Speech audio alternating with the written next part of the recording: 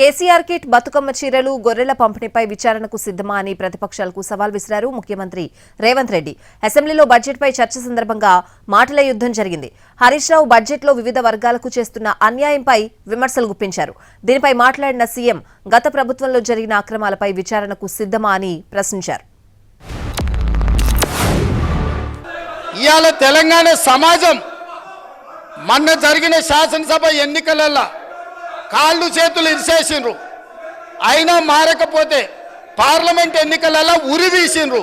గుండు సున్నా ఇచ్చినాక కూడా బుద్ధి మారకుండా ఇట్లా మాట్లాడు కరెక్ట్ కాదు అధ్యక్ష. విద్యుత్తు మీద కూడా నేను మా మంత్రివర్యులు చెప్తారు, విద్యుత్తులో కేంద్ర ప్రభుత్వాన్ని మేము ఏదో పోరాటాలు చేసినామని తప్పుడు ఒప్పందాలు ఏమేం చేసిండ్రో మీటర్లు పెట్టడానికి ఒప్పుకున్న అనుమతులు ఏంటో అన్ని లెక్కలు తీసి ఇదే సభలు పెట్టి అడుగుతాము.